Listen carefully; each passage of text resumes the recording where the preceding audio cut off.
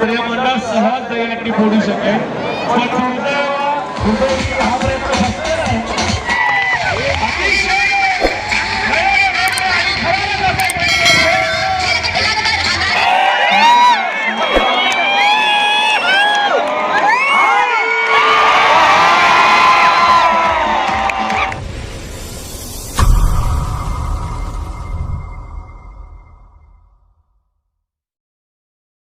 इतर कोणीही हात दाबणार नाही. जरा वेळेचं बंधन पाळायचं सगळ्यांना.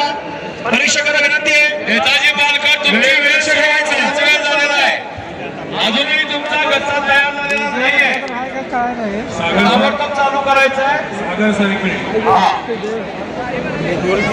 गोविंदा पटकाला पुन्हा एकदा ही शेवटची विनंती. हे समितीचे प्रमुख उत्तम पाटील इंद्रजित जाधव, त्याचबरोबर प्रमुख पंच म्हणून काम पाहत आहेत क्रीडा शिक्षक श्री राजेंद्र बनसोडे सर, सागर बगाडे सर. 3 वर्षानंतर यावर्षी दहीहंडीचा हा भव्य दिव्य सोहळा रंगलेला आहे.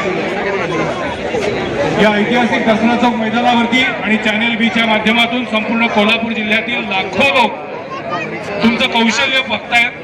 तर मला असं वाटतं आता प्रत्येक गोविंदा पथकानं अत्यंत चुरशीनं आणि ईर्षेनं 6 ते 7 थर किमान लावले पाहिजेत, तर आणि तरच ही दहीहंडी आपण फोडू शकू.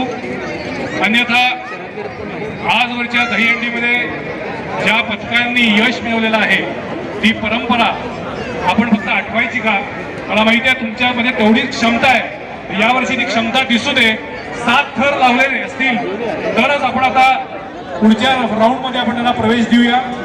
आताच धनंजय माडिक साहेबांनी सांगितलेलं आहे 8 थर लावणाऱ्या गोविंदा पथकाला अतिरिक्त 1 लाख रुपयांचं बक्षीस असेल. 3 लाख रुपयांचं जाहीर केलेलं बक्षीस आणि 8 थर लावल्यानंतर आणखीन 1 लाखाचं बक्षीस, असं 4 लाखाचं बक्षीस मिळेल. यापुढे स्पर्धेमध्ये संघर्ष गोविंदा या ठिकाणी यशस्वीरित्या चढाई करतायत. यावेळेचा कदाचित त्यांचा हा एक वेगळा प्रयत्न आहे, अतिशय शिस्तबद्ध आणि एक योजना मनामध्ये ठेवून आताच दिलेल्या सूचनेप्रमाणे कदाचित 7 किंवा 8 थर लावण्याचा हा प्रयत्न असू शकतो.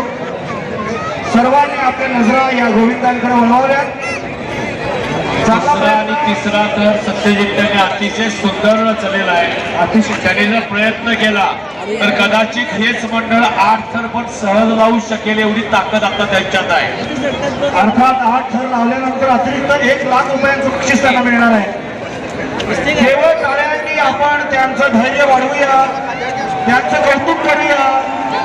8 थरांसाठीचा हा अतिशय चांगला प्रयत्न. तिसरा पण थर भक्कम लावलेला आहे. 4था देखील थर ते भक्कम लावताय. एकूण जर त्यांची युद्धनीती बघितली तर खाली 4 सर आणि वरती 3 यक्के, एकूण 7 थरांची आता ते प्रयत्न करत आहेत. आणि या मंडळाने मगाशी म्हणल्याप्रमाणे आणखीन 1 थर लावणं निश्चित अवघड नाही आहे. केवळ टाळ्यांनी 4 थर खंबीरपणे 4 थर उभारलेले आहेत. 5वा थर उभारला, 6वा उभारतोय, 6वा उभारला आणि काही दहीहंडीपासून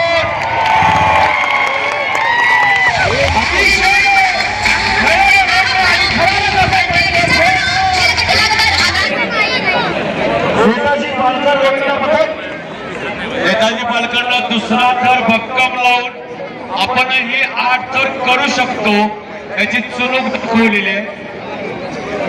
8 थरांसाठीचा हा थरान केवळ तिसरा थर देखील अतिशय संयम, परस्पर विश्वास. तिसरा थर देखील गच्चा प्रकारात हे गोविंदा पथक चढाई करताना दिसतंय. पुन्हा एक चांगली चढाई इकडे पाहायला मिळते. डोळ्याचं पात्र फेकणारा 4था थर भक्कम लागलेला आहे.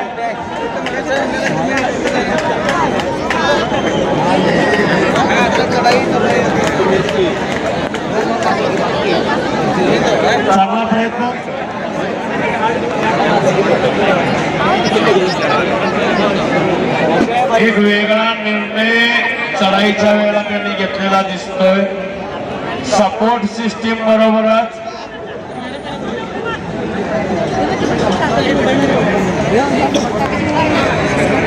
दुसरा आणि तिसरा तर भक्कम करण्याकडे त्यांचा कल आहे. चौथा तर सुद्धा ते भक्कम करायला लागलेले आहे.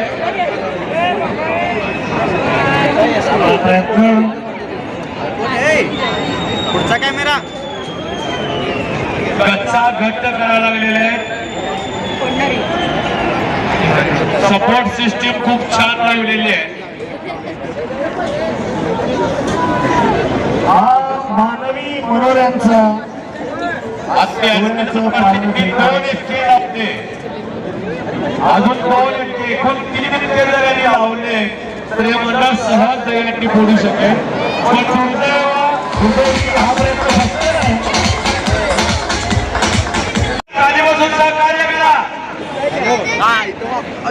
चांगली चढाई, चांगला प्रयत्न. शिवगर्जना शिवगर्जनावर दुसरा स्तर अतिशय सुरेख रचलेला आहे. टाळ्यांनी आपण मनोबल वाढवूया. चांगला प्रयत्न आहे.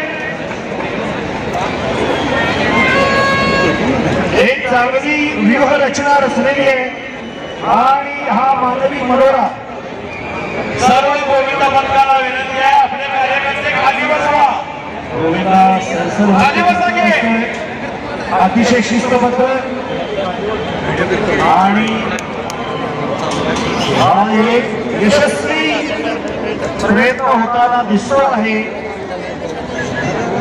बघूया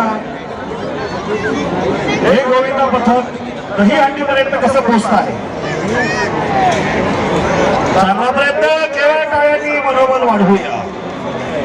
कॅमेरा खाली बस की.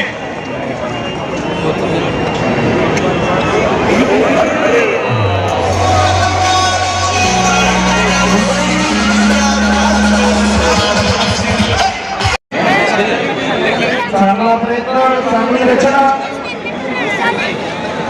चांगली व्यूहरचना आहे.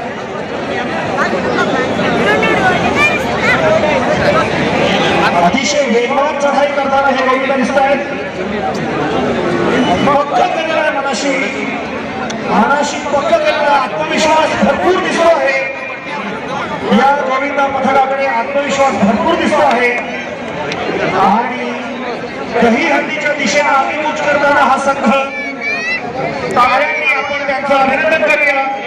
तिसरा तर देखील त्यांनी टाळ्यांनी आपण लावलेला आहे. कौतुक करूया. तिसरा तर त्यांनी 8 आऱ्यांचा लावलेला आहे. 12 रे 8 आरे. आणि मला वाटतं आता त्यांनी वरचा तर त्यांनी 4 आऱ्यांचा लावला. होय